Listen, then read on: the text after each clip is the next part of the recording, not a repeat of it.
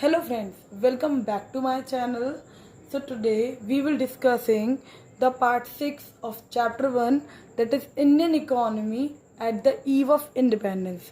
आज हम टॉपिक जो है वो है ऑक्यूपेशनल सेक्टर. आज हम ऑक्यूपेशनल सेक्टर पढ़ेंगे, उसके अलावा हम इंफ्रास्ट्रक्चर के बारे में भी पढ़ेंगे. आज हम इन दोनों टॉपिक को कवर करेंगे. उससे पहले आपने मेरी प्रीवियस वीडियोस देखी ही होंगी, और अगर नहीं देखी तो आप जाकर देख सकते हैं ताकि आपको चैप्टर अच्छे से समझ में आए. अगर आपको वीडियो अच्छी लगे तो उसे लाइक करिएगा, और अगर आपको यूज़फुल लगे चैनल तो उसे सब्सक्राइब भी करिएगा. ठीक है, तो today we will discussing the occupational sector of the country at the eve of independence. So सबसे पहले हम बात करेंगे, हमारा ऑक्यूपेशनल सेक्टर जो था वो 3 पार्टों में बटा हुआ था. लेकिन वीडियो स्टार्ट करने से पहले वीडियो को प्लीज़ पूरा देखना है. स्किप करके देखोगे तो टॉपिक समझ में नहीं आएगा.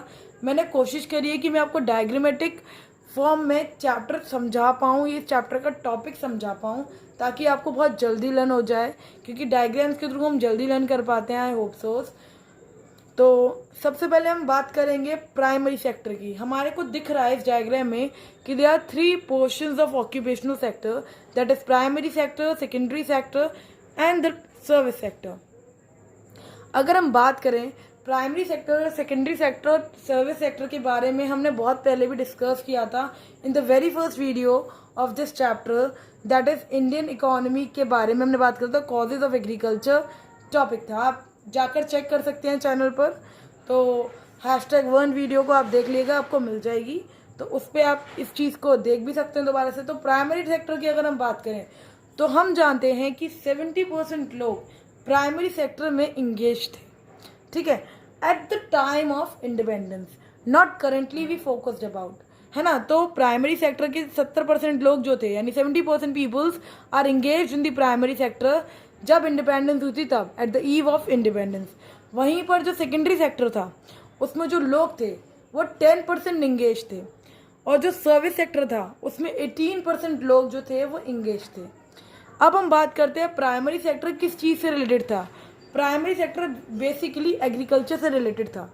यहाँ पर जो भी एक्टिविटीज़ होती थी वो एग्रीकल्चर से रिलेटेड ही होती थी, और एग्रीकल्चर के बारे में ही बात की जाती थी.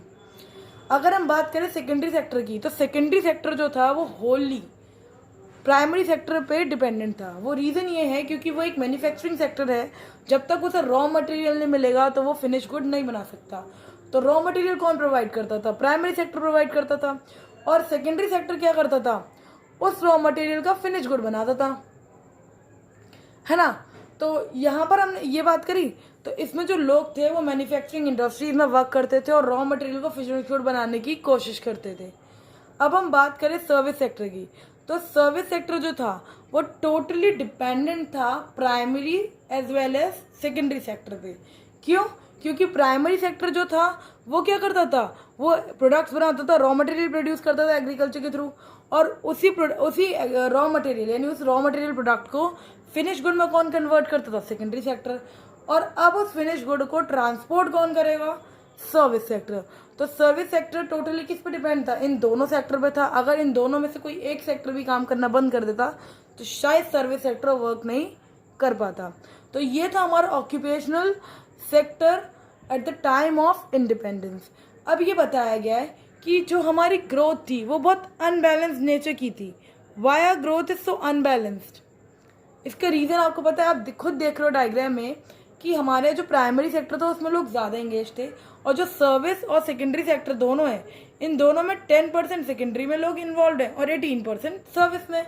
यानी कि 50%, more than half of the population are engage in the primary sector, है ना. तो प्राइमरी सेक्टर जो था उसमें इतनी इनकम जनरेशन तो थी नहीं as compare to manufacturing and service sector.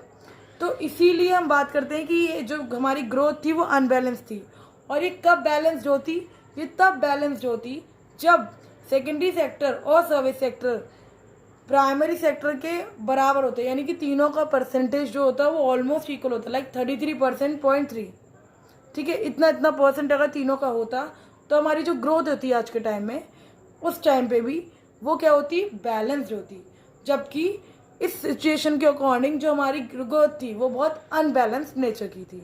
ठीक है, ये पॉइंट आपको क्लियर हुआ होगा कि ऑक्यूपेशनल सेक्टर क्या था, उसमें कितने पार्ट्स थे, कितने सेक्टर्स डिवाइडेड थे, उनकी क्या परसेंटेज रेशो थी, कौन किस लिए काम करता था, सेकेंडरी सेक्टर का क्या वर्क था, सर्विस सेक्टर का क्या वर्क था और प्राइमरी सेक्टर का क्या वर्क था. Now we discussing about the infrastructure of a Indian economy at the time of independence. हाँ, अगर हम बात करें इंफ्रास्ट्रक्चर की, तो इंफ्रास्ट्रक्चर जो था वो दो पार्ट्स में डिवाइडेड था. पहला, उसमें कुछ इकोनॉमिकल चेंजेस आए थे, दूसरा उसमें कुछ सोशल चेंजेस आए थे. तो अगर हम बात करें इकोनॉमिकल चेंजेस, तो इकोनॉमिकल चेंजेस के अंदर क्या क्या इकोनॉमी में चेंज आया, आप ये कह लो इकोनॉमी के अंदर क्या क्या चीज़ें ऐसी आई जिससे हमारी फर्दर इनकम जनरेट हुई या लोग एम्प्लॉयड हुए. तो सबसे पहली फैसिलिटी आई ट्रांसपोर्टेशन. ट्रांसपोर्टेशन क्यों जनरेट किया गया? ट्रांसपोर्टेशन जनरेट करने का बेसिक रीजन ये था कि जो ब्रिटेन गवर्नमेंट थी वो ये चाहती थी जो वो मशीनरी गुड्स बनाए वो पूरी कंट्री में लोग कंज्यूम करें, तो उसके लिए वो ट्रांसपोर्ट होना चाहिए. और वो ट्रांसपोर्ट किस बेसिस पर होगा? वो ट्रांसपोर्ट सिर्फ इस बेसिस पर होगा कि जब हम पर कोई ट्रांसपोर्टेशन का साधन हो. तो ट्रांसपोर्टेशन तब डेवलप हुआ धीरे धीरे धीरे धीरे करके. फिर हम बात करते हैं कम्युनिकेशन की, बैंकिंग की. इन सब में क्या हुआ कि कम्युनिकेशन डेवलप होने लगी धीरे धीरे, लोगों को कम्युनिकेशन का मतलब पता लगने लग गया. कम्युनिकेशन, बैंकिंग, इन सब एस्पेक्ट के बारे में बात करी गई. तो ये हमारे इकोनॉमिकल चेंजेस आए. जबकि हमारे सोशल चेंजेस के अंदर, सोसाइटी के अंदर क्या चेंजेस आए? पहले प्रॉपर आपने सुना होगा, अभी आपने बात करी थी हमने पिछली वीडियो में इन्फेंट मोर्टिलिटी रेट की, तो वो काफ़ी रिड्यूस हो गई थी. उसका बेसिक रीज़न क्या था? लिटरेसी रेट के बारे में बात करी थी, उसका क्या बेसिक रीजंस थे? तो सोशल चेंजेस में क्या हुआ कि लोगों को एजुकेशन फैसिलिटीज़ मिलने लग गई, लोगों को ट्रांसपोर्ट फैसिलिटीज़ मिलने लग गई, मेडिकल फैसिलिटी जनरेट हुई, हाउसिंग फैसिलिटी जनरेट हुई. ये सारी फैसिलिटीज़ जनरेट होने से क्या हुआ? स्टैंडर्ड ऑफ लिविंग बढ़ा. स्टैंडर्ड ऑफ लिविंग बढ़ता गया तो हमारा इंफ्रास्ट्रक्चर और अच्छा होता चला गया, लोग एम्प्लॉयड होने लग गए, अनएम्प्लॉयमेंट धीरे धीरे रिमूव होने लग गया. ये नहीं कि एकदम से बहुत फास्ट चेंज आ गया हो, पर फिर भी थोड़ी थोड़ी चेंजेस आने लग गए. आपने खुद देखा कि इन्फेंट मोर्टिलिटी रेट पहले के टाइम और आज के टाइम में बिल्कुल बहुत अंतर था. पहले 282 बच्चे मर जाते थे पर 1000 और अब सिर्फ 32 की रेशियो रह गई है. यानी कि हमारे यहाँ मेडिकल फैसिलिटी इन्वॉल्व हुई, बहुत सारी चीज़ें और इन्वॉल्व हुई, जिससे हमारे यहाँ स्टैंडर्ड ऑफ लिविंग बढ़ता चला गया. तो आज की वीडियो में बस इतना ही. अगर आपको कोई भी क्वेरी हो तो आप कमेंट बॉक्स में जाकर अपनी क्वेरी पूछ सकते हैं. वीडियो आपको कैसी लगी कमेंट बॉक्स में ज़रूर बताएं. अगर आपको कंटेंट चैनल का अच्छा लगे तो चैनल को सब्सक्राइब करें, और अगर आपको यूज़फुल लगे और आपके फ्रेंड्स के लिए भी यूज़फुल हो तो इसे प्लीज़ शेयर करें.